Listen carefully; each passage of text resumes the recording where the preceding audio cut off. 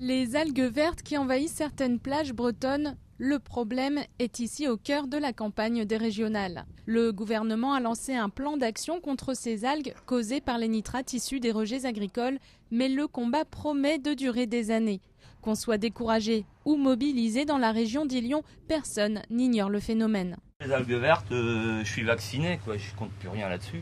Moi, avant qu'il n'y en ait plus, je serais mort de toute façon. Alors. La commune se donne du mal pour améliorer le quotidien des habitants, les nouvelles salles, plein de choses. Donc c'est toujours gênant qu'avoir qu'un point négatif sur une région.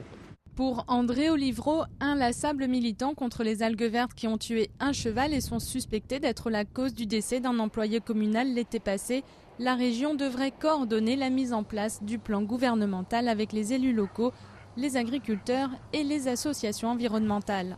Le gouvernement vient de donner là une caisse à outils de dispositions à mettre en œuvre.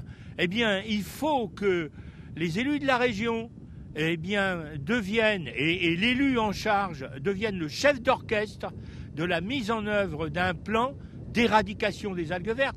À l'issue de la mission interministérielle mise en place cet hiver, l'État prévoit une modification des pratiques agricoles pour réduire les flux de nitrates d'au moins 30 à 40% d'ici 2015 sur les 8 baies les plus touchées.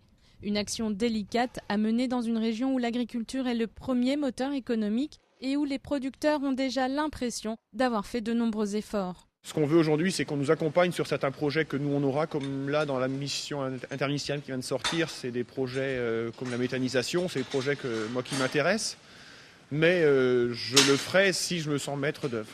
Je ne le ferai pas sous la contrainte.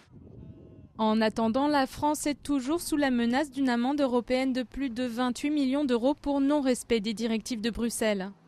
La Commission européenne statuera courant 2010 en fonction des résultats obtenus par la France.